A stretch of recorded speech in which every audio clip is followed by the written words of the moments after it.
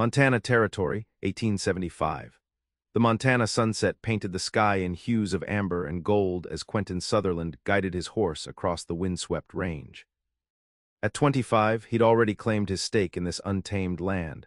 500 acres of prime cattle country nestled against the eastern slope of the Bitterroot Mountains. His ranch, the Lone Pine, was modest compared to some, but it was his, purchased with 6 years of hard work, calloused hands, and a stubborn refusal to fail. The young rancher cut a striking figure against the vast landscape. Broad-shouldered and lean from years of physical labor, his face retained a boyish handsomeness despite the weathering of frontier life. His jawline remained smooth, as he'd shaved that morning, a habit he maintained even alone, a lingering influence from his mother's teachings about a gentleman's appearance. His dark brown hair fell in waves beneath his wide-brimmed hat, and his eyes, a clear, piercing blue, scanned the horizon with the vigilance of a man who knew the frontier's dangers all too well. Quentin had built the Lone Pine with nothing but determination and a fierce independence that bordered on isolation. He employed only 2 ranch hands, both older men who kept to themselves, and rarely ventured into the nearest settlement of Clearwater except for supplies. The solitude suited him. Out here, a man answered to no one, depended on no one, and risked his heart for nothing more precarious than the changing seasons. A man alone is a man in control, his father had told him before a cattle rustler's bullet had silenced him forever. Quentin had been 17 then, old enough to understand the lesson. Attachments were dangerous on the frontier. Family, friends, lovers, they were vulnerabilities a wise man couldn't afford. He'd buried his father beside his mother, who'd succumbed to fever 3 winters prior, and set out to build something that couldn't be taken from him so easily. The Lone Pine was that achievement, a testament to his self-reliance. As twilight deepened, Quentin spotted something unusual along the creek bed that marked his eastern property line. A wagon tilted at an awkward angle, one wheel partially submerged in the shallow water. He approached cautiously, his right hand resting on the Colt revolver at his hip. 8 years in Montana Territory had taught him that unexpected visitors rarely brought good fortune. Drawing closer, he made out the shape of a young woman struggling to free the wheel from the muddy creek bank. Beside her, a sorrel mare whinnied nervously while still harnessed to the wagon. "Hello there," he called, maintaining a respectful distance. "Looks like you could use some help." The woman straightened, startled by his voice. She was perhaps 21 or 22, with honey-blonde hair escaping a practical bun. Despite the mud splattered across her simple blue cotton dress, she carried herself with dignity. When she turned fully toward him, Quentin was struck by her features, high cheekbones, a delicate nose, and eyes the color of summer sage. "Thank goodness," she said, brushing a stray lock of hair from her forehead. "I was beginning to think I'd have to spend the night out here." Quentin dismounted, tying his horse to a nearby cottonwood before approaching the wagon. "What brings you to these parts?" "Clearwater's a good 15 miles northeast." "I'm looking for Clearwater, actually. I'm Catherine Zimmer, Kate to most."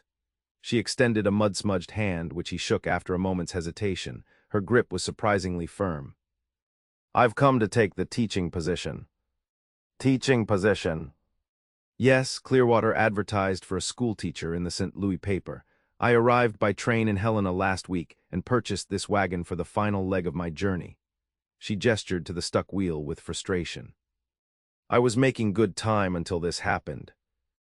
Quentin assessed the situation, noting how the wheel had sunk deep into the soft creek bank.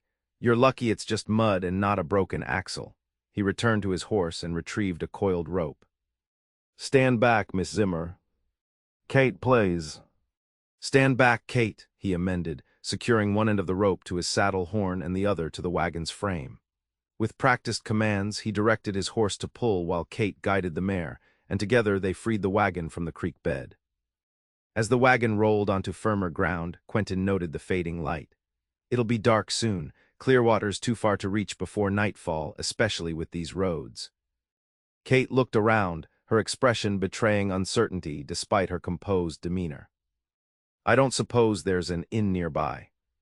"Nothing between here and town," Quentin replied. He hesitated, weighing the propriety of his next words against leaving a young woman alone on the frontier at nightfall. "My ranch house is about a mile west. You're welcome to shelter there for the night. I can point you toward Clearwater in the morning." Suspicion flickered across her features. "That's very kind, Mr. Sutherland, Quentin Sutherland." "Mr. Sutherland," she studied him, clearly calculating the risk of accepting hospitality from a stranger versus camping alone. "I don't wish to impose." "It's no imposition. I have a spare room and my cook makes enough supper for 3 men anyway." Seeing her continued hesitation, he added, "Mrs. Hernandez, my housekeeper, lives in the cabin behind the main house. She'd be pleased to have another woman around, even for a night." The mention of Mrs. Hernandez visibly relieved her concerns. "In that case, I accept your hospitality, Mr. Sutherland." "Thank you." As they traveled the short distance to the ranch, Quentin maintained a respectful silence, occasionally pointing out landmarks or offering practical advice about the territory. He learned that Kate had journeyed alone from Ohio, where she'd taught at a girls' school for 2 years after completing her education. "What brings a young woman from Ohio to Montana territory?" he finally asked as the ranch buildings came into view. "Teaching positions can't be so scarce back east." Kate's expression grew momentarily distant. "I wanted a fresh start somewhere my reputation preceded me less than my abilities." Before he could inquire further, she changed the subject. "Your ranch is lovely." The Lone Pine was modest but well-maintained. The main house was built of solid timber, 2 stories with a wide porch wrapping around the front. A barn, bunkhouse, and several smaller outbuildings completed the central compound. In the fading light, lanterns glowed from the windows, creating an illusion of warmth that rarely extended beyond the physical. Mrs. Hernandez, a sturdy woman in her 50s with steel-gray hair and kind eyes, emerged from the house as they approached. Her surprise at seeing a female visitor quickly transformed into bustling hospitality. Within an hour, Kate was settled in the spare bedroom, her clothes laundered, and a hearty meal of venison stew set before her. "It's been ages since we had a proper lady visit," Mrs. Hernandez remarked over supper. "The young master keeps to himself too much." "Mrs. Hernandez," Quentin warned gently, "it's true. 3 years I've worked here, and barely 10 visitors who weren't selling something or looking for work." The housekeeper turned to Kate. "He's built a fine ranch, but what's the point of success if there's no one to share it?" Quentin shifted uncomfortably. "I believe Miss Zimmer is too tired for philosophical discussions about my social habits." Kate's eyes sparkled with amusement. "On the contrary, I find it fascinating." "Is it common for ranchers to be hermits in Montana territory?" "I'm hardly a hermit," Quentin protested. "I go to town for supplies. I attend the Cattlemen's Association meetings." "Once every 3 months," Mrs. Hernandez added, "and he speaks perhaps 10 words total."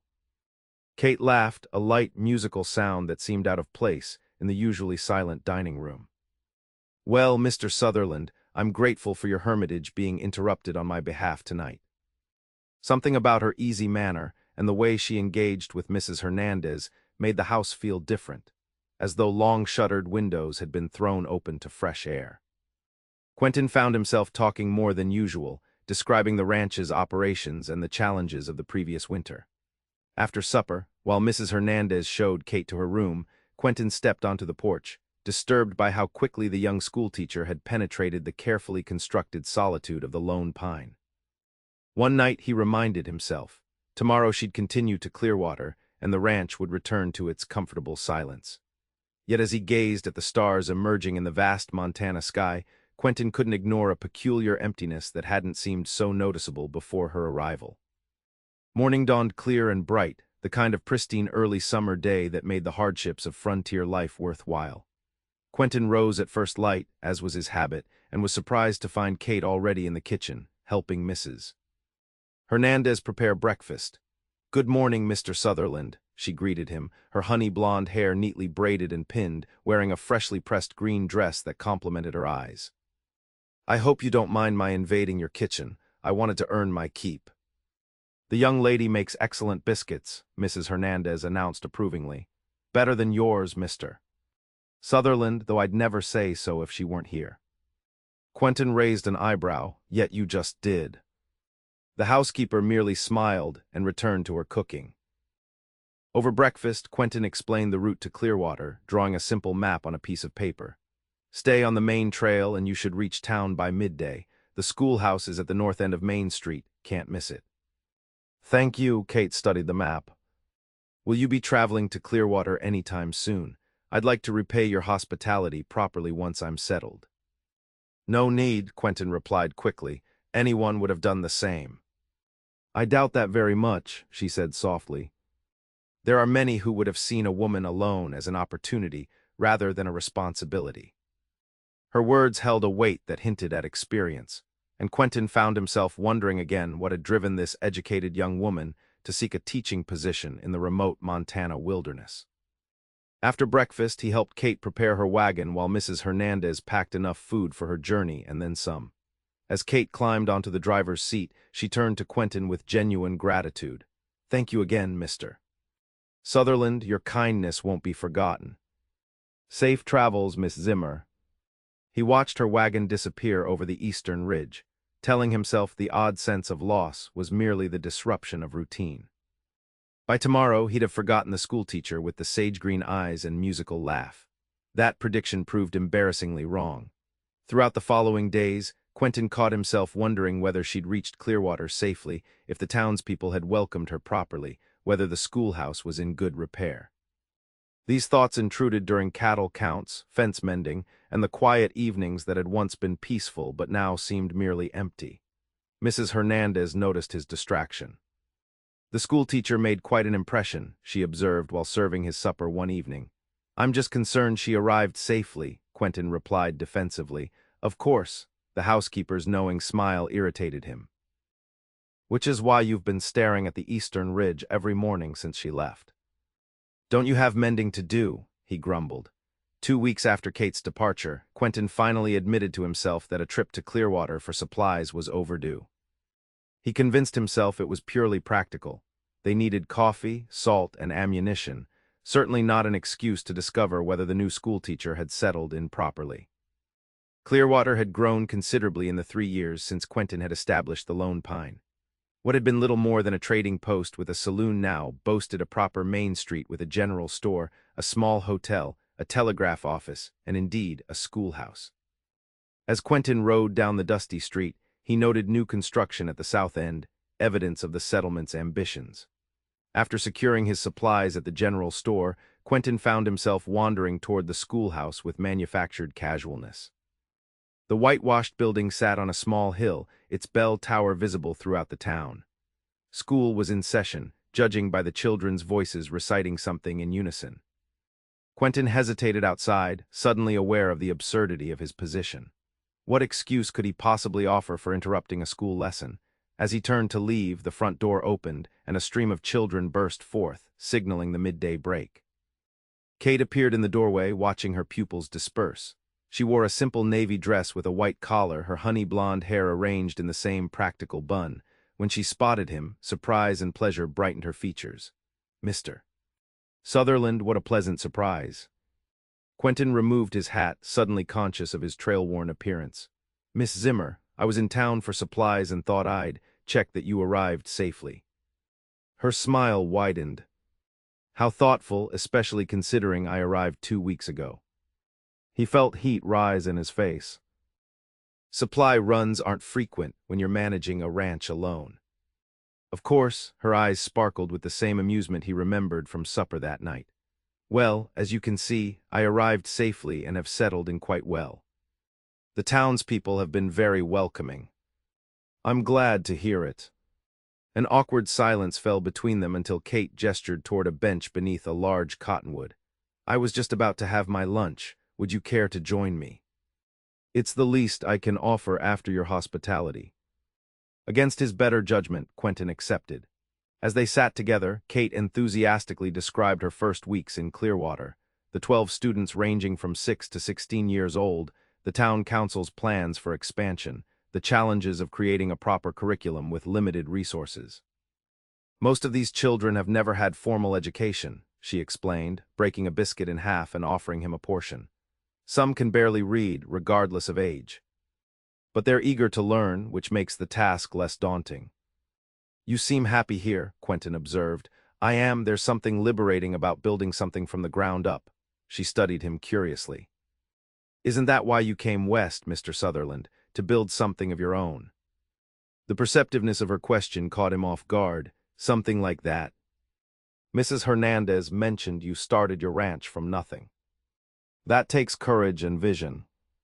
Or foolishness, he replied with a half-smile. Depends who you ask.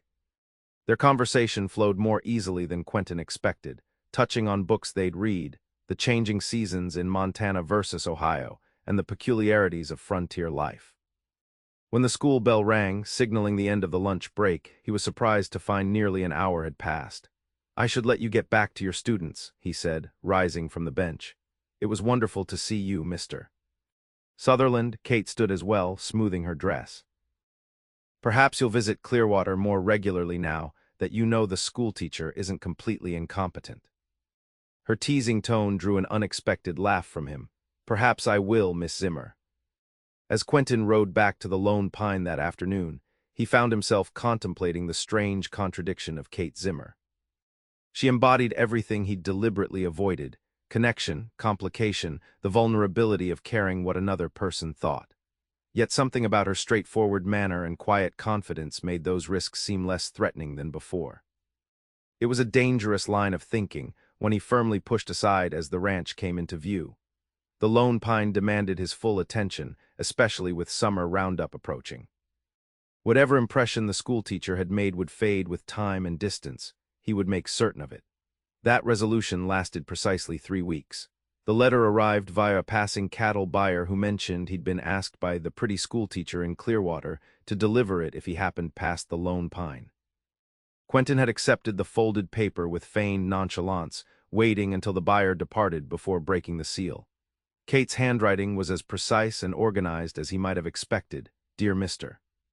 Sutherland, I hope this letter finds you well and that your ranch is prospering under your care. Clearwater continues to welcome me with open arms, though I admit the challenges of frontier education are greater than I anticipated. Many of my students show remarkable aptitude but lack even basic resources, slates, primers, maps, and the like. This brings me to the purpose of my letter. The town council has approved a small gathering to raise funds for the school. We plan to host a supper and dance at the newly completed meeting hall on the 15th of next month. As one of the prominent ranchers in the area, your presence would lend credibility to our efforts. More selfishly, it would give me great pleasure to see a familiar face among the crowd. I understand if ranch responsibilities prevent your attendance. Regardless, I remain grateful for your kindness during our first meeting. Sincerely, Catherine Zimmer. Quentin read the letter twice, then folded it carefully and placed it in his shirt pocket. A school fundraiser was hardly a pressing obligation, and mid-July would be the busiest time for the ranch. He had every logical reason to decline, yet the thought of Kate facing her first public event in Clearwater alone, potentially disappointed by his absence, created an uncomfortable pressure in his chest. Mrs.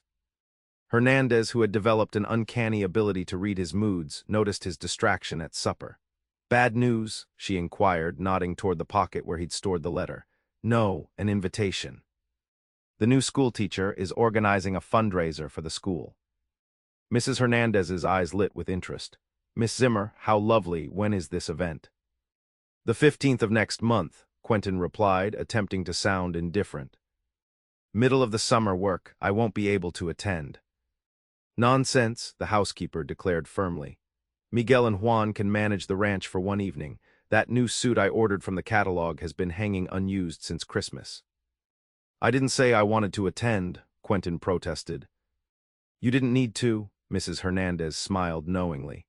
The letter hasn't left your pocket, and you've been staring at your plate instead of eating what's on it. Besides, supporting the local school is good business for a rancher planning to stay in the territory. Her practical framing offered Quentin the excuse he needed. I suppose you're right. Maintaining good relations with the town has its advantages. Absolutely, Mrs. Hernandez agreed, refilling his coffee cup. And if those good relations happen to include a certain lovely young schoolteacher, well, that's merely a fortunate coincidence. Quentin chose to ignore her implication, focusing instead on composing a response in his mind. A brief, formal acceptance acknowledging the importance of community support for education. Nothing that could be misconstrued as personal interest. The following morning, he rode to Clearwater to send a telegram rather than trust his reply to the uncertain timing of passing travelers. The telegraph operator, a thin man with spectacles, raised his eyebrows when Quentin requested a message be delivered to the schoolteacher, but made no comment as he tapped out the brief response. Miss Zimmer stop will attend school fundraiser, July 15 stop, Quentin Sutherland. The deed done, Quentin should have felt relief at having addressed the matter efficiently. Instead, as he rode back to the Lone Pine, he found himself wondering what Kate's reaction would be upon receiving his message. Would she be pleased, merely satisfied at securing another patron for her cause? The uncertainty was foreign and discomfiting for a man accustomed to the predictable rhythms of ranch life. More disturbing still was his realization that he was counting the days until the 15th, a full 3 weeks away. The intervening time passed in a blur of summer ranch work. Quentin drove himself harder than usual, rising before dawn and working until dusk, as though physical exhaustion might counteract the strange anticipation that had taken root since Kate's letter arrived. He repaired fences, moved cattle to summer pastures, and personally supervised the breaking of 2 new horses, tasks he might normally have delegated to his ranch hands. Mrs. Hernandez watched this frenzy of activity with knowing eyes but limited her comments to practical matters, reminding him to eat regularly, ensuring his good suit was properly pressed, and subtly suggesting that perhaps a haircut before the fundraiser wouldn't be amiss. On the morning of the 15th, Quentin found himself standing before the small mirror in his bedroom, critically assessing his appearance. The suit was Eastern cut, dark blue wool with a matching vest, a Christmas gift from Mrs. Hernandez that he'd considered impractical at the time. Now he was grateful for her foresight. With his hair freshly trimmed and face clean-shaven, he looked more like the Boston banking scion his father had once been than the frontier rancher he'd become. Very handsome, Mrs. Hernandez approved when he descended the stairs. Miss Zimmer will be most impressed. This isn't about impressing anyone, Quentin replied automatically. It's about supporting the school. Of course, the housekeeper agreed, her expression far too innocent. That's why you've changed your shirt 3 times. Quentin chose to ignore this observation.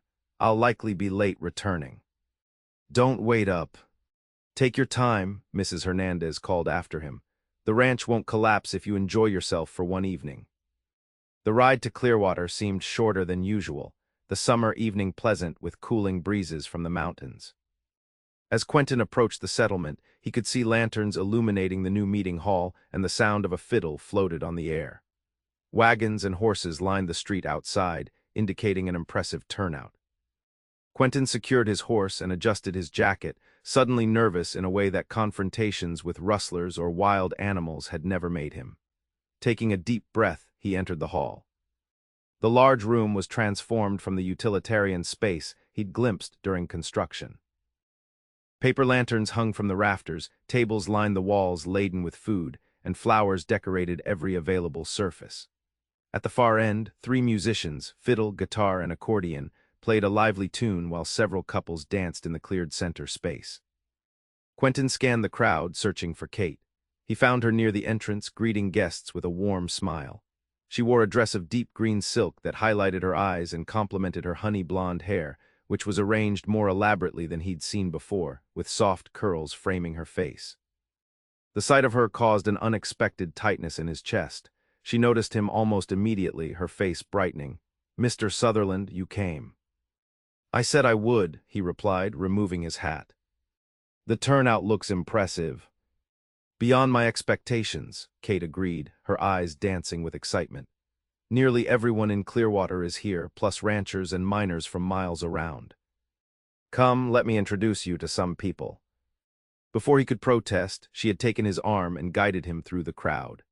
Quentin found himself shaking hands with the mayor, the general store owner, and various prominent citizens, many of whom expressed surprise at seeing the hermit of Lone Pine at a social gathering. "Mr. Sutherland has been tremendously supportive of our educational efforts," Kate explained to each group, her hand resting lightly on his arm. His was one of the first responses to our invitation. Her touch and casual praise created a warmth that had nothing to do with the crowded room. Quentin found himself relaxing despite the social pressure, allowing Kate to navigate the conversations with her natural grace. After completing the circuit of introductions, she led him to the refreshment table. "You must be famished after your ride. Mrs. Peterson's fried chicken is the best in the territory, or so I'm told." "Are you enjoying yourself, Miss Zimmer?" Quentin asked as she filled a plate for him. "Immensely," she replied with genuine enthusiasm. "Everyone has been so generous. We've already raised enough for new slates and readers for each student, plus maps and a proper globe. I've never felt so supported in my teaching endeavors." "You've clearly made an impression on Clearwater." Quentin accepted the plate with a grateful nod. "They're fortunate to have found a teacher so dedicated." A slight blush colored her cheeks at his praise. "Thank you, that means a great deal coming from you." "From me, I'm hardly an authority on education." "No, but you're not one for empty flattery," Kate replied. "When you offer a compliment, I know it's sincere." The simple statement, delivered with such certainty, caught him off guard. Had she formed such a clear assessment of his character from their brief interactions? More surprising was her accuracy. He did indeed value honesty above social niceties, often to his detriment in town politics.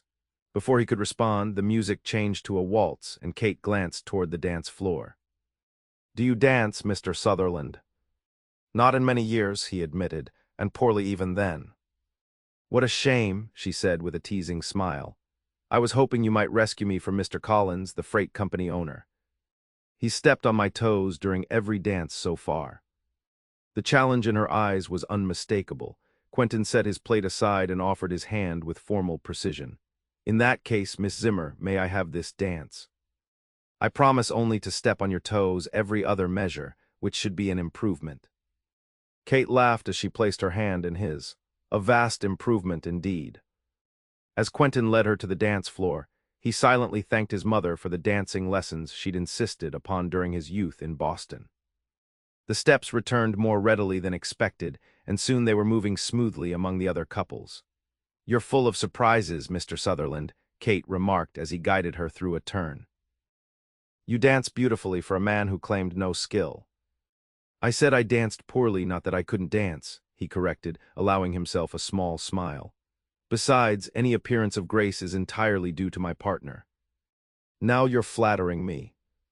"Merely being honest, as you noted, is my habit." Their conversation flowed easily as they continued dancing through 2 more songs. Quentin discovered that Kate had a quick wit and observant eye, offering amusing observations about the townspeople that were insightful without being unkind. In turn, he found himself sharing stories about the early days of establishing the Lone Pine that he'd never told anyone outside the ranch. As the evening progressed, Quentin realized with some surprise that he was genuinely enjoying himself. The crowded room and social obligations that would normally have felt suffocating seemed almost pleasant with Kate beside him, her laughter and commentary transforming the experience. When the fundraiser finally wound down near midnight, Quentin found himself reluctant to leave. He helped Kate and several town women clear away the remaining food while the men dismantled tables and stacked chairs. "Allow me to see you home," he offered as they stepped outside into the cool night air. "It's late for a lady to walk alone, even in Clearwater." "Thank you," Kate accepted. "I'm staying at Mrs. Wilkins' boarding house just past the church." They walked in companionable silence for a few moments before Kate spoke again. "I'm very glad you came tonight, Mr. Sutherland. Your presence meant more than you know." "I'm glad I came as well," he replied honestly. "It was unexpectedly enjoyable." "High praise indeed," she teased. "Will we see you in town more regularly now, or will you retreat back to your hermitage at the Lone Pine?" The question was light, but held a genuine inquiry beneath the banter. Quentin considered his answer carefully. "I've been thinking that monthly supply runs might be more practical than my current approach," he said finally. "Ranch operations permitting, of course." Kate's smile in the moonlight was worth the commitment. "The school is always open to visitors, should your supply runs coincide with lessons. My students would benefit from hearing about practical ranching operations, part of their frontier education." They reached the boarding house steps far too quickly. Quentin removed his hat as Kate turned toward him. "Thank you again for coming," she said softly. "Good night, Mr. Sutherland." "Good night, Miss Zimmer." As he watched her disappear inside, Quentin experienced a profound sense of having crossed some invisible boundary. The carefully constructed isolation of his life at the Lone Pine suddenly seemed less like protection and more like constraint. The prospect of monthly visits to town, to Kate, felt not like an obligation but an opportunity. The realization was as exhilarating as it was terrifying. True to his word, Quentin began making regular trips to Clearwater over the following weeks. Each visit included a stop at the schoolhouse, where Kate welcomed him warmly and often invited him to speak to her students about ranching, mathematics in business, or frontier survival. The children, initially shy around the taciturn rancher, gradually warmed to his straightforward manner and practical knowledge. These visits evolved into a routine. After school, Quentin would escort Kate to the small cafe that had opened on Main Street, where they would discuss books, share news, and debate everything from politics to proper cattle breeding. Their conversations revealed a complementary pattern of thought, Kate's idealistic vision balanced by Quentin's practical experience, his caution tempered by her optimism. By early September, as golden light began to transform the landscape and the first hints of autumn crispness touched the air, Quentin found himself planning his days around these visits. The ranch, once his sole focus, now shared his attention with thoughts of the schoolteacher whose sage-green eyes and insightful observations had become inexplicably necessary to his contentment. Mrs. Hernandez, never one to miss an opportunity for gentle meddling, began packing elaborate picnic lunches for these trips without being asked. "Miss Zimmer works too hard," she explained when Quentin raised an eyebrow at the basket one morning. "A proper meal in the fresh air will do her good." The housekeeper's intuition proved correct. When Quentin suggested they enjoy their lunch by the creek instead of the cafe, Kate's delight was immediate. What a wonderful idea. The schoolroom becomes stifling by afternoon, and I've been longing to explore more of the area. These picnics became their own tradition through September's golden days. Kate would dismiss her students at noon, and Quentin would arrive with Mrs. Hernandez's basket packed with fried chicken, biscuits, preserves, and whatever seasonal treats the housekeeper had prepared. They would find a pleasant spot beneath cottonwoods by the creek or atop a gentle rise offering views of the distant mountains. During one such outing in late September, as they sat on a blanket watching hawks circle above the rolling hills, Kate turned to Quentin with unexpected seriousness. "May I ask you something personal, Quentin?" It was the first time she had used his given name, and the intimacy of it caused a pleasant warmth to spread through his chest. "Of course. Why did you choose such solitude, Mrs. Hernandez mentioned your parents passed away when you were young, but surely there were other connections, friends, extended family." The question touched on subjects Quentin rarely discussed, yet he found himself wanting to answer honestly.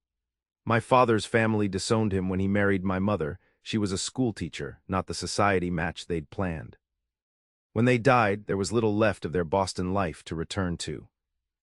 But that explains why you came west, not why you've remained so isolated since arriving." Quentin gazed across the landscape, gathering his thoughts.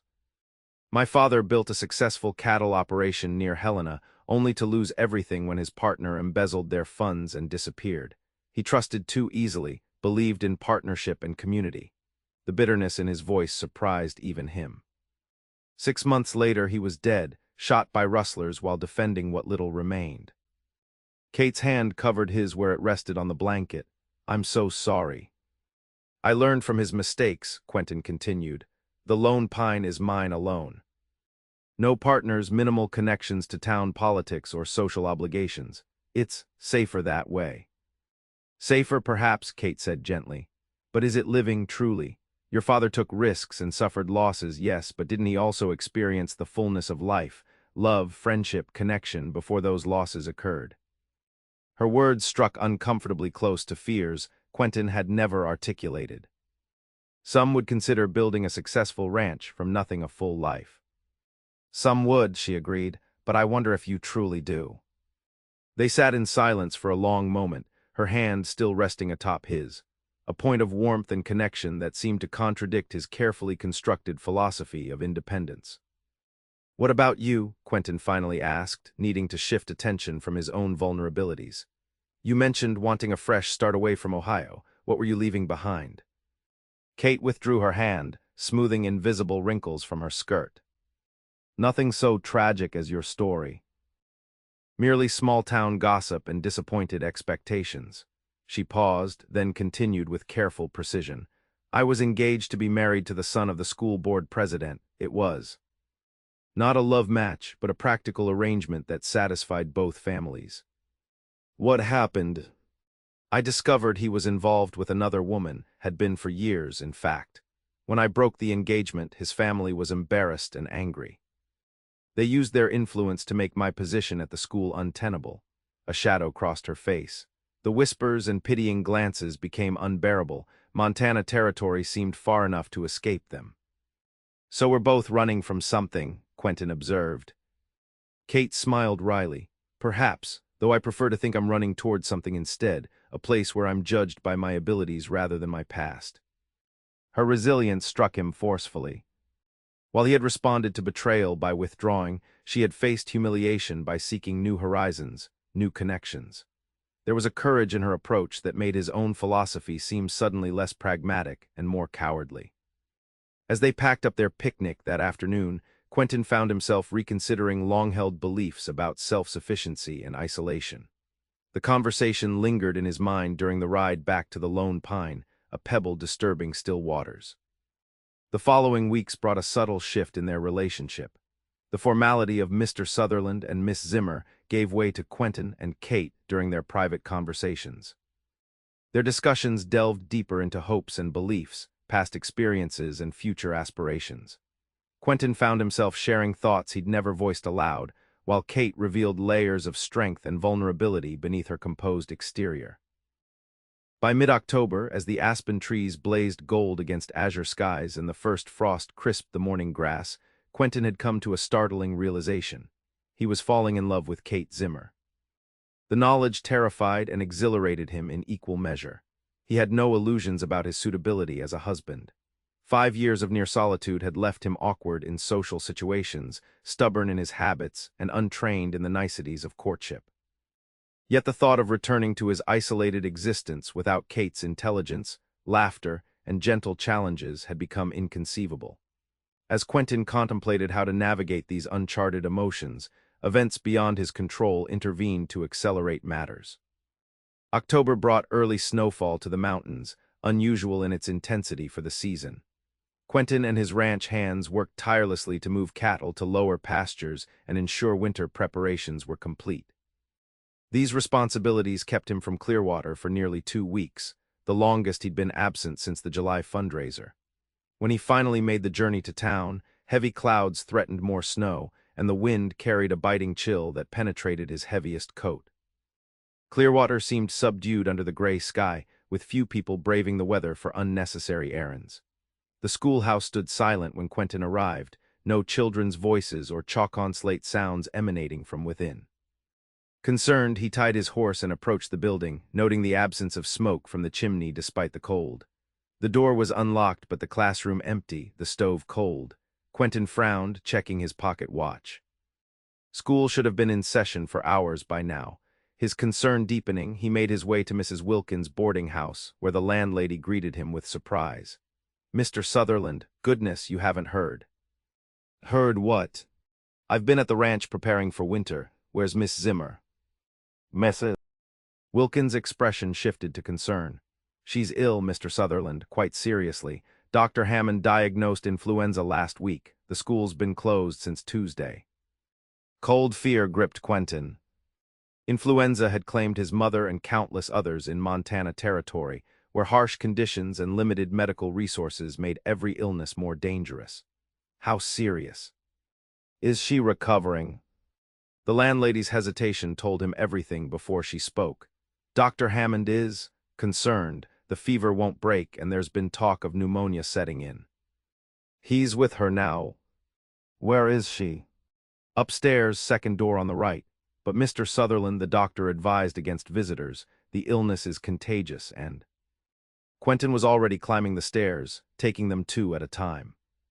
The hallway was dim, lit only by a single lamp, and the air held the distinctive medicinal smell of camphor and herbal preparations. He knocked softly on the second door, which opened to reveal Dr.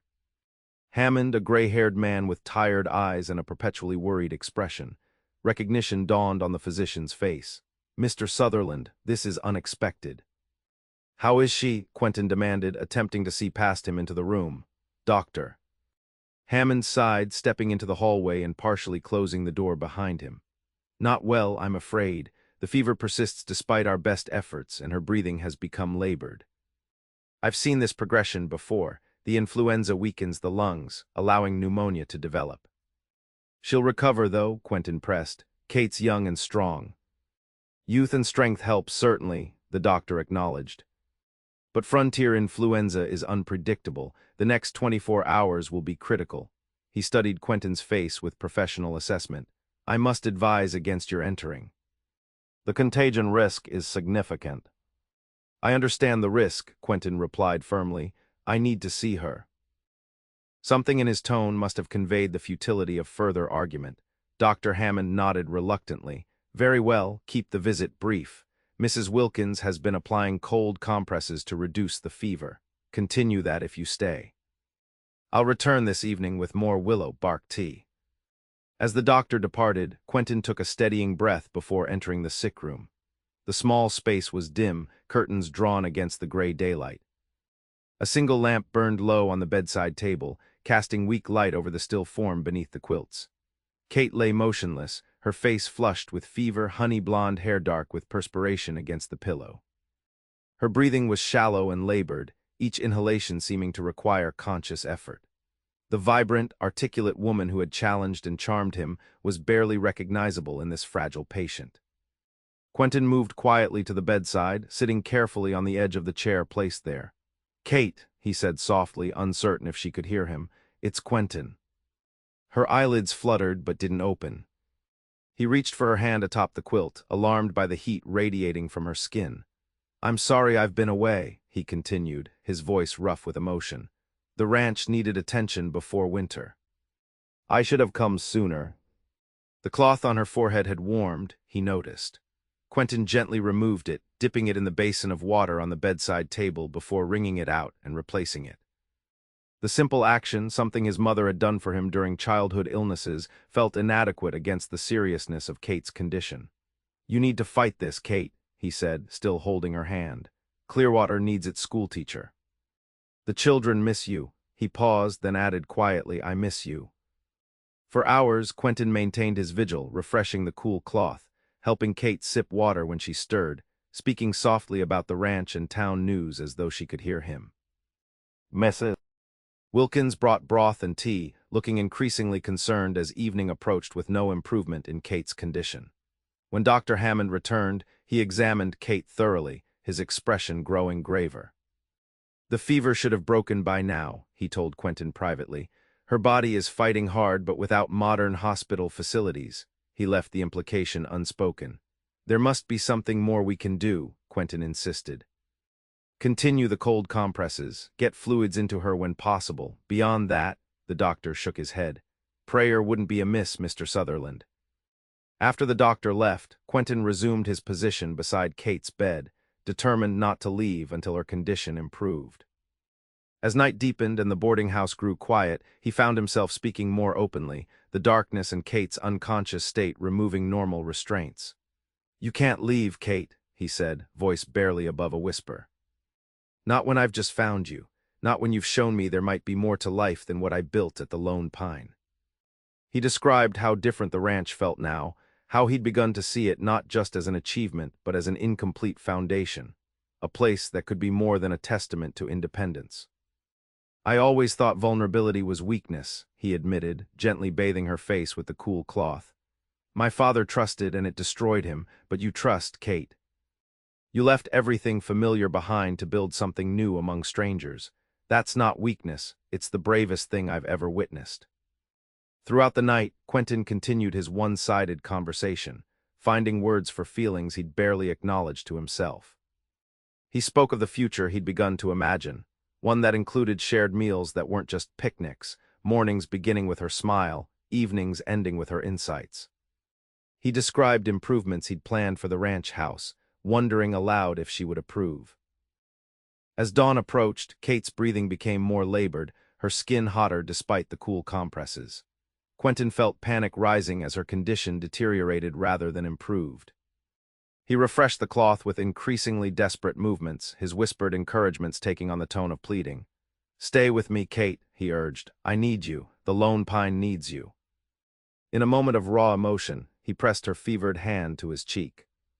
"Take my ranch and my name," the lonely cowboy said when she nursed his fever.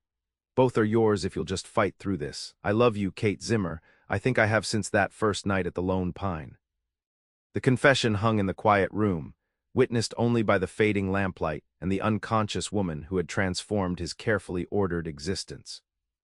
Quentin continued his vigil as gray dawn light filtered through the curtains, his hope diminishing with each labored breath Kate took. When Mrs. Wilkins entered with fresh water, her sharp intake of breath alerted Quentin that something had changed. He looked up, fearing the worst, but the landlady was staring at Kate with an expression of cautious relief. "Her color's better," she observed, moving closer. She placed a wrinkled hand on Kate's forehead. "And the fever's broken, I think." "Thank the Lord." Quentin could scarcely believe it, but as he studied Kate's face, he saw the truth of Mrs. Wilkins' assessment. The feverish flush had receded, and her breathing, while still weak, had lost its desperate quality. Dr. Hammond, summoned by Mrs. Wilkins, confirmed their observations. "The crisis has passed," he announced after examining Kate. "She's very weak and recovery will take time, but the worst appears behind us." The relief that flooded through Quentin was so profound, it left him light-headed. He'd spent the night preparing himself for the worst outcome, only to be granted the miracle of hope with the morning light.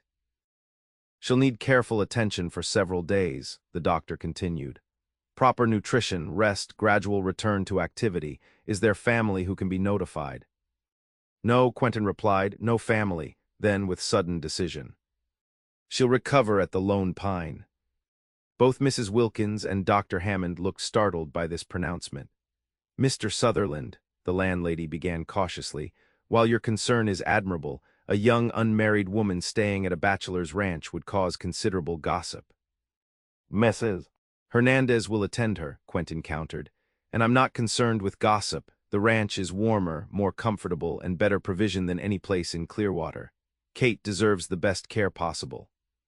The doctor scratched his beard thoughtfully. "From a medical perspective, I can't argue with your reasoning. Miss Zimmer will need proper nutrition and a stress-free environment to fully recover." "It's settled then," Quentin declared with a finality that brooked no further debate. "I'll make arrangements to transport her once she's strong enough to travel." 3 days later, with Kate conscious but still weak, Quentin arrived in Clearwater with the ranch wagon specially outfitted for the journey. Mrs. Hernandez had transformed the wagon bed into a comfortable traveling sick room, complete with a proper mattress, pillows, and quilts to protect against the October chill. Kate, pale but alert, greeted him with surprise when he entered her room at the boarding house. "Quentin, Mrs. Wilkins mentioned something about moving, but I thought I misunderstood." "You didn't," he replied, taking the chair beside her bed. "You're coming to the Lone Pine to complete your recovery." "Doctor's orders." This wasn't entirely accurate, but Kate was too weak to challenge his assertion. "The school, my students. The town council has arranged for Mrs. Peterson to continue lessons until you're well enough to return," Quentin explained. "Everyone agrees your health must come first." Kate studied his face, noting the dark circles beneath his eyes and the unusual intensity of his expression. "You've gone to a lot of trouble," she observed softly. "No trouble," he countered. "Just practical sense. The ranch house is more comfortable than the boarding house, and Mrs. Hernandez is eager to fuss over someone new." If Kate suspected there was more to his motivation than practical considerations, she didn't press the issue. Perhaps she lacked the strength for debate, or perhaps she recognized the stubborn set of his jaw that indicated the matter was decided. The journey to the Lone Pine was slow and careful, with Quentin driving the wagon at a pace that minimized jolting over the rutted road. Kate drifted in and out of sleep, occasionally waking to comment on the landscape or ask questions about the ranch operations. By the time they arrived, the afternoon sun was casting long shadows across the yard. Mrs. Hernandez had prepared the house meticulously. The guest room, Kate's room from her first visit, had been thoroughly cleaned, with fresh linens, extra quilts, and vases of late-blooming wildflowers adorning every surface. A fire burned cheerfully in the small fireplace, taking the autumn chill from the air. With Mrs. Hernandez's help, Kate was settled comfortably in the bed, propped up with pillows and supplied with a cup of broth that the housekeeper insisted would restore strength to those bones. "You will be well cared for here, Miss Zimmer, Mrs. Hernandez declared. "Between the young masters hovering and my cooking, you'll be teaching again before the first real snow." Kate managed a small laugh. "I believe you, Mrs. Hernandez. Thank you for opening your home to me." "This is the young master's home," the housekeeper corrected with a pointed look at Quentin. "I merely keep it functioning, but we are both pleased to have you here." Over the following days, Kate's strength gradually returned under the combined efforts of Quentin and Mrs. Hernandez. The housekeeper provided nourishing meals and practical care, while Quentin supplied company and conversation during the long hours of convalescence. He brought books from his small library for her entertainment, read aloud when her eyes tired, and shared ranch news to keep her connected to the world beyond her sick room. These hours together, without the constraints of propriety that had governed their interactions in town, allowed a deeper intimacy to develop. Kate noticed the changes in Quentin, the softening of his habitual reserve, the easy laughter that came more frequently, the way he spoke of the ranch as though inviting her opinion on its operations. Sometimes she caught him watching her with an expression she couldn't quite interpret, something beyond concern or friendship, something that caused warmth to bloom in her chest despite her weakened condition. As October yielded to November and the first significant snowfall blanketed the landscape, Kate was strong enough to join Quentin and Mrs. Hernandez for meals in the dining room. These suppers became the highlight of each day, filled with conversation and laughter that transformed the once quiet house. During one such evening, as they lingered over apple pie and coffee, Kate broached the subject that had been increasingly on her mind. "I should be returning to Clearwater soon," she said, watching Quentin's reaction carefully. "School has been without its teacher for nearly a month." A shadow crossed his face before he composed his features. "Doctor Hammond was quite clear about not rushing your recovery. The roads will be difficult with the snow anyway." "Quentin," Kate said gently, "I can't impose on your hospitality indefinitely. People will talk." "Let them," he replied with unexpected vehemence. "What does it matter what Clearwater gossips about?" "It matters to me," she countered. "I came west to escape whispers and speculation. I won't invite more through impropriety, no matter how innocent." Mrs. Hernandez, who had been following this exchange with interest, cleared her throat meaningfully. "I believe I'll retire early tonight. Those quilts won't mend themselves." She departed with surprising speed for a woman of her years, leaving Quentin and Kate alone in the dining room. Silence stretched between them until Quentin finally spoke, his voice uncharacteristically hesitant. What if there was no impropriety to discuss? Kate tilted her head, confused. "I don't understand." Quentin rose from his chair and moved to kneel beside hers, taking her hand in his. The gesture was so unexpected, so unlike his usual reserved manner, that Kate felt her breath catch. "I've been planning to have this conversation when you were fully recovered," he began, "but perhaps it can't wait." He took a deep breath. "When you were ill, when we feared you might not survive, I realized something that should have been obvious for months. I love you, Kate Zimmer." The simple declaration, spoken in his straightforward way, brought tears to Kate's eyes. Before she could respond, he continued, "I know I'm not the husband you might have imagined. I'm stubborn and set in my ways, awkward in town gatherings, and terrible at expressing what I feel. But I love you with everything I am. The lone pine, which I built as a fortress against connection, means nothing without you in it." "Quentin," Kate whispered, her free hand touching his face.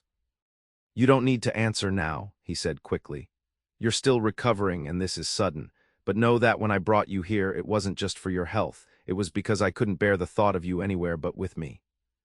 Kate's tears spilled over as she smiled. "You wonderful, impossible man. Do you think I haven't known? Do you think I haven't seen how you've changed these past months? Then you're not upset."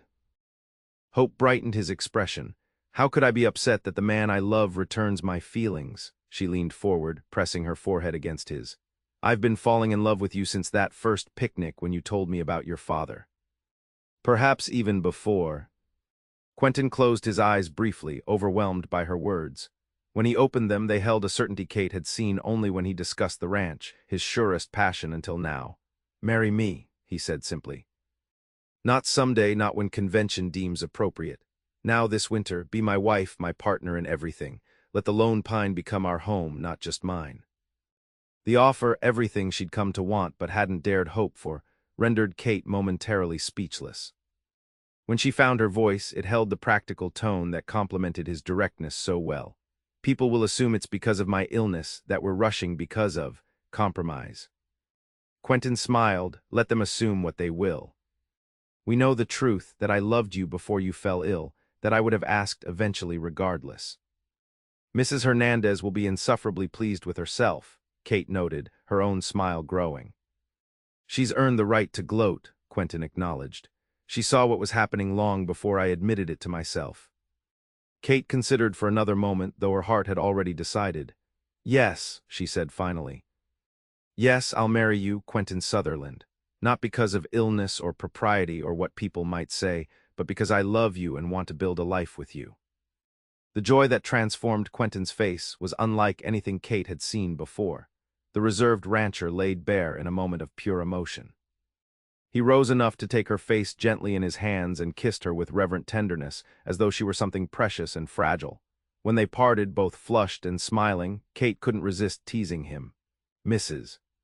Hernandez is probably listening at the door, you know." "Almost certainly," Quentin agreed with a laugh. "Should we put her out of her misery?" They called the housekeeper back, unsurprised when she appeared suspiciously quickly. Her beaming smile at their news confirmed she had indeed been eavesdropping, but her genuine happiness for them made the intrusion forgivable. "It's about time," she declared, embracing Kate, and then, to his evident surprise, Quentin as well.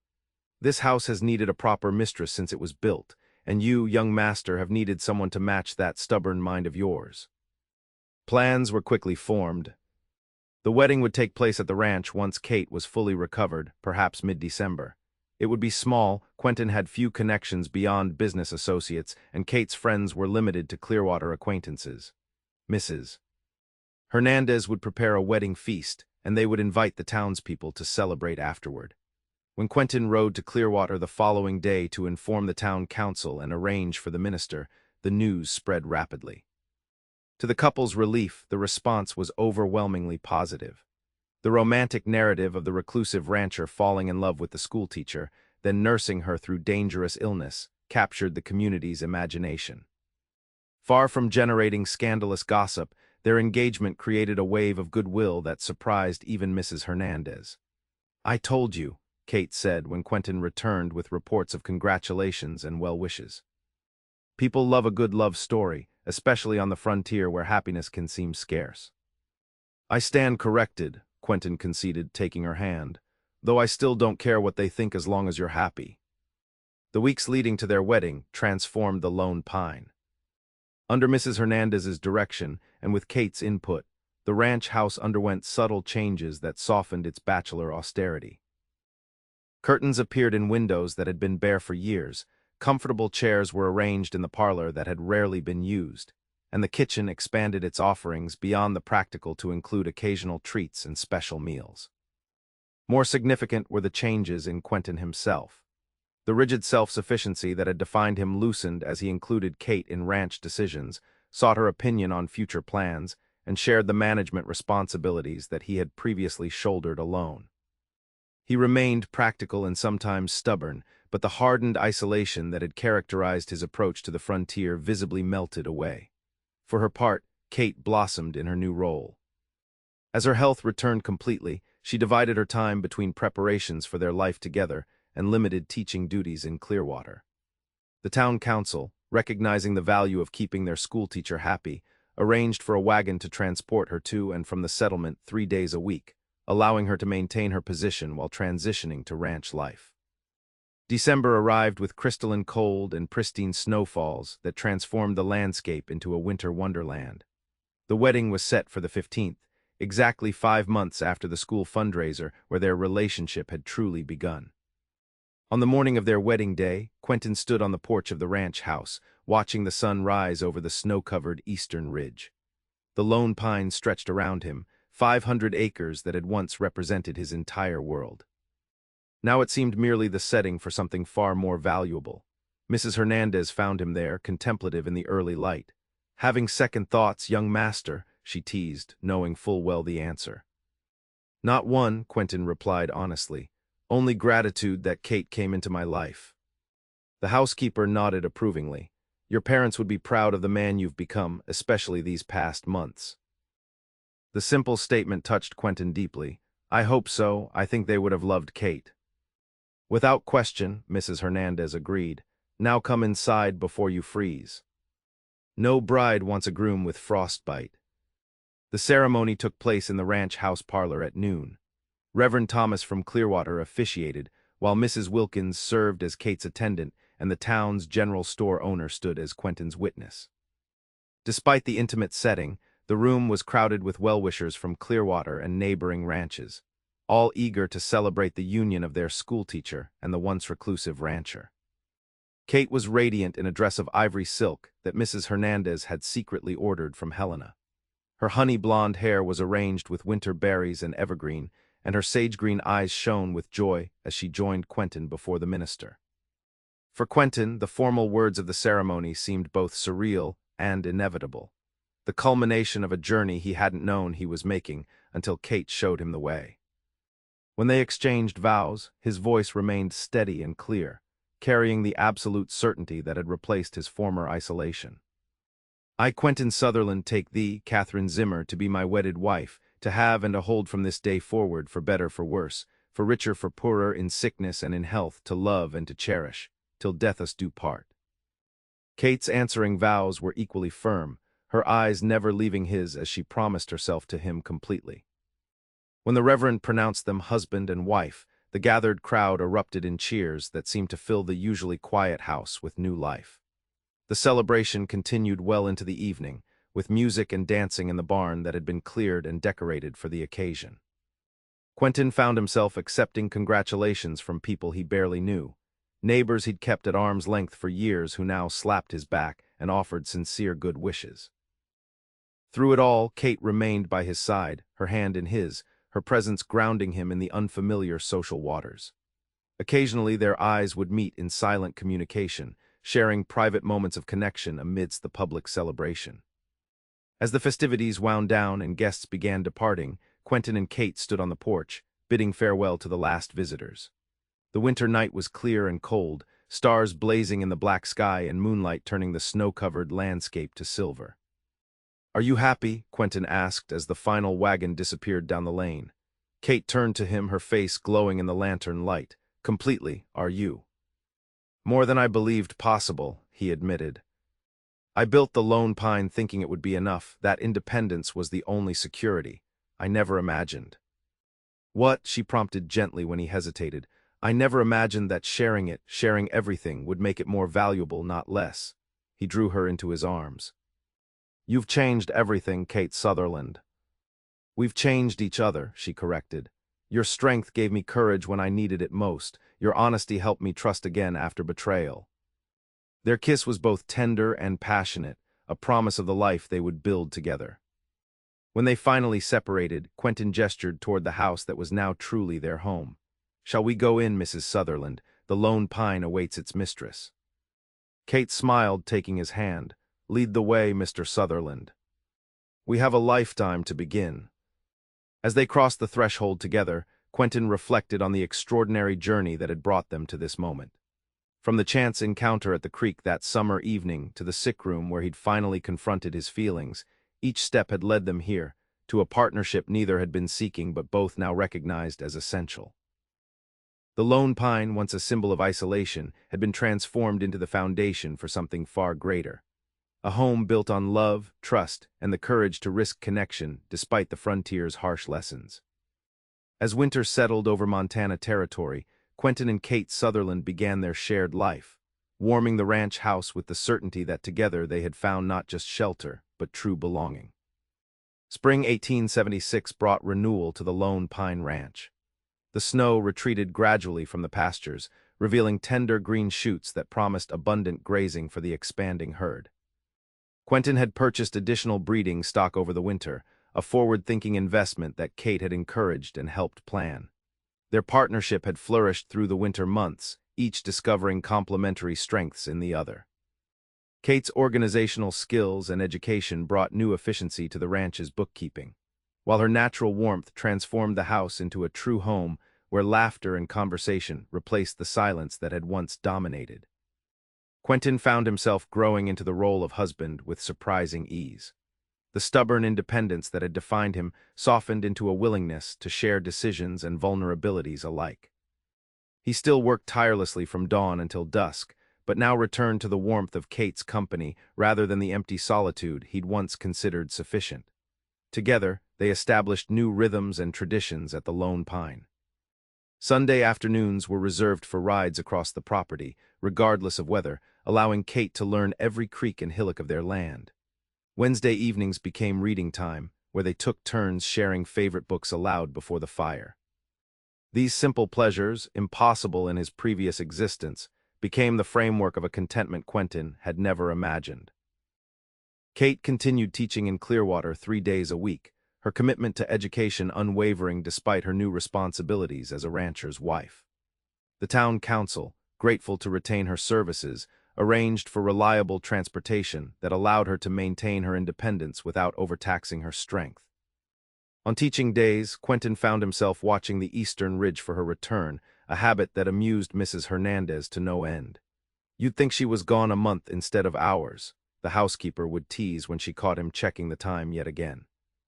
"I'm merely ensuring she isn't delayed by weather," he would respond with dignity that fooled no one. The truth, which he freely admitted to Kate if not the housekeeper, was that the ranch felt incomplete without her presence. The house seemed to hold its breath until she returned, bringing stories of her students' progress and town gossip that connected them to the broader community. As April yielded to May and wildflowers carpeted the hills surrounding the Lone Pine, Kate approached Quentin with news that would further transform their lives. He found her in the garden she had established behind the house, kneeling among newly planted vegetables despite the fine dress she wore. The sight of her there, honey-blonde hair escaping its pins, cheeks flushed with exertion, hands buried in the fertile soil, filled him with a love so profound it momentarily robbed him of speech. "You're staring," Kate observed without looking up, a smile in her voice. "Admiring," Quentin corrected, moving to join her, "though I'm curious why you're gardening in your good dress." Kate sat back on her heels, brushing soil from her hands before meeting his eyes. "I changed for supper but found myself too restless to wait inside. There's something I need to tell you." The seriousness in her expression caused a flicker of concern. "Is everything all right?" "Everything is wonderful," she assured him, reaching for his hand, "but our lives will be changing again soon." She placed his palm against her still flat abdomen, her meaning unmistakable. "We're going to have a baby, Quentin. In late November, according to Dr. Hammond." For a moment, Quentin could only stare at his hand where it rested against her dress, his mind struggling to process the magnitude of her words. Then joy crashed through him like a wave, so intense he felt dizzy with it. "A baby," he repeated, voice rough with emotion. "Our baby." Kate nodded, her own eyes bright with happy tears. "Are you pleased?" In answer, Quentin gathered her into his arms, lifting her from the garden soil and spinning her in a circle that sent her skirts flying and startled a nearby chicken. "Pleased." "Kate, words failed him, so he kissed her instead, pouring into the gesture everything he couldn't articulate. When they separated, both breathless and laughing, Kate touched his face tenderly. "I take it that's a yes." "Yes," Quentin confirmed. "1,000 times yes, though I'm terrified as well," he admitted. "My own father died when I was young. I never saw how he would have guided a son to manhood." "You'll find your way," Kate assured him. "You already have the most important qualities. You're kind, honest, and steadfast. Our child will be fortunate to have you as a father." That night, after sharing their news with an ecstatic Mrs. Hernandez, Quentin lay awake beside his sleeping wife, contemplating the expanding circles of connection that had replaced his careful isolation. From solitary rancher to husband, and now, incredibly, to father. Each step had seemed impossible before Kate entered his life. Now each seemed inevitable, right, the natural progression of a life fully lived. He placed his hand gently on Kate's abdomen, imagining the tiny life growing there, a life created from their love, a new branch of the family he'd believed ended with him. For the first time, Quentin allowed himself to envision a future beyond the next season or cattle sale. He saw children running across the Lone Pines pastures, learning to ride and rope, gathering around the dinner table that would need expanding, filling the house with noise and energy and purpose. The vision was so different from the future he'd planned when establishing the ranch that he might have expected fear.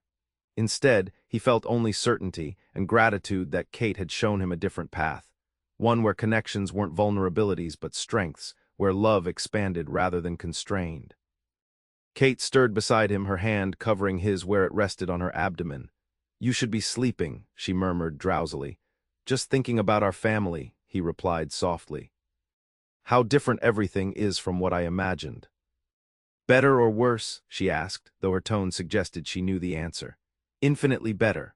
Quentin drew her closer, marveling at how this one woman had dismantled his careful fortifications with nothing more formidable than her honest heart and steadfast spirit. "I built the Lone Pine as a fortress against loss. You've transformed it into a home where life can flourish." Kate's answer was to nestle deeper into his embrace, her breathing soon returning to the rhythmic pattern of sleep. Quentin remained awake a while longer, keeping watch over his wife and unborn child, overwhelmed by the precious vulnerability of loving so completely. The baby, a girl they named Elizabeth Rose after both their mothers, arrived during the first snowfall of winter, healthy and strong, despite a difficult labor that tested Kate's endurance and Quentin's nerves. Mrs. Hernandez and the midwife from Clearwater managed the delivery while Quentin paced the hallway, alternating between prayer and promises he only half believed he could keep. When the midwife finally beckoned him into the bedroom, the sight of Kate, exhausted but radiant, holding their tiny daughter, broke something open in Quentin that he hadn't known was still sealed. He approached the bed cautiously, afraid to disturb the perfect tableau they created. "Come meet your daughter," Kate invited, shifting the blanket-wrapped bundle so he could see the small, perfect face. "She has your eyes, I think." Quentin sat carefully beside them, tentatively extending a finger that the baby instantly grasped with surprising strength. "She's beautiful," he whispered, overcome. "Like her mother." "Would you like to hold her?" Kate asked, already transferring the infant to his arms before he could process his nervousness. The sensation of his daughter's weight, so slight yet somehow monumental, rendered Quentin momentarily speechless. Elizabeth blinked up at him with unfocused eyes, her tiny features solemn as though assessing this new person in her world. "Hello, Elizabeth," he said softly. "I'm your father. I'm very new at this, so we'll learn together." Kate's hand found his shoulder, a point of connection as they formed this new family bond. "You're already wonderful at it," she assured him. The first year of Elizabeth's life transformed the Lone Pine as profoundly as Kate's arrival had changed Quentin. The ranch house expanded to accommodate a nursery adjoining the master bedroom. The parlor, once formal and rarely used, became a lived-in space where Elizabeth learned to roll over, sit up, and eventually take her first toddling steps between her parents' encouraging arms. Kate reduced her teaching schedule to one day weekly, bringing Elizabeth with her to the delight of her students, who treated the baby as the school's collective treasure. Quentin, to everyone's surprise including his own, proved an attentive and involved father, adjusting ranch schedules to ensure he spent time with his daughter daily, and often bringing her on gentle rides across the property, cradled securely against his chest. Who would have thought the hermit of Lone Pine would become such a devoted family man? Mrs. Hernandez remarked to Kate one spring morning as they watched Quentin demonstrating new foals to a wide-eyed Elizabeth. "I would," Kate replied confidently. "He wasn't hiding from love, he just needed to find someone worth risking it for." By Elizabeth's second birthday, the Lone Pine had established itself as one of the territory's most prosperous operations, known for quality stock and fair business practices. Quentin's isolation had given way to strategic connections with neighboring ranchers, creating mutual support that benefited everyone during harsh seasons. As the ranch prospered, so did the Sutherland family. Kate's announcement of a second pregnancy was celebrated with joy by the entire household, including Elizabeth, who, at almost 3, understood enough to be excited about becoming a big sister, even if the concept remained somewhat abstract. James Quentin Sutherland arrived in the summer of 1879, with his father present throughout the birth at Kate's insistence. Unlike his sister's dramatic entry, James came into the world quickly and with minimal fuss, a temperament he maintained as he grew, balancing his sister's exuberance with quiet observation. With 2 children, the ranch house expanded again, as did the Sutherlands' connection to the community. Clearwater had grown into a proper town, with a new church, expanded school, and even a small library that Kate had helped establish. The Lone Pine, once deliberately separate from town affairs, became a center of community gatherings, hosting holiday celebrations, cattle association meetings, and annual harvest festivals that brought together ranchers and townspeople alike. Through all these changes, Quentin and Kate's partnership deepened, strengthened by shared challenges and joys. They disagreed at times, her optimism occasionally clashing with his pragmatism, his caution sometimes frustrating her vision. But these differences ultimately enriched their decisions, forcing each to consider perspectives they might otherwise have missed. On the 10th anniversary of their wedding, Quentin surprised Kate with a private celebration after the children were asleep. He led her to the parlor, where he had arranged a small table before the fireplace, set with their best china and a bottle of wine he'd been saving for a special occasion. "What's all this?" Kate asked, delighted by the unexpected romance. "A moment to celebrate us," Quentin replied, holding her chair. "Between the children and the ranch and your teaching, we rarely have time alone anymore." As they shared the meal, Mrs. Hernandez had prepared under strict secrecy, they reminisced about their early days, the first meeting at the creek, the school fundraiser, the illness that had finally broken down Quentin's careful defenses. "Do you ever regret it?" he asked as they finished the wine. "Coming west, staying in Clearwater, marrying a stubborn rancher who knew nothing about sharing his life." Kate reached across the table to take his hand, not for a single moment. "The Lone Pine has become everything I never knew I wanted, a home, a purpose, a family built on love rather than convention." She studied him with those sage-green eyes that still captivated him daily. "What about you? Do you ever miss your solitude?" Quentin considered the question honestly. "I miss the simplicity sometimes," he admitted. "Decisions were easier when they affected only me. But that simplicity came at a cost I didn't recognize until you showed me a different way to live." He rose and moved around the table, drawing Kate to her feet and into his arms. "The ranch I built alone was just a place, land and buildings and livestock. What we've built together is a legacy, something that will outlast us through our children and the community we've helped shape." Kate leaned into his embrace, her head fitting perfectly beneath his chin as it always had.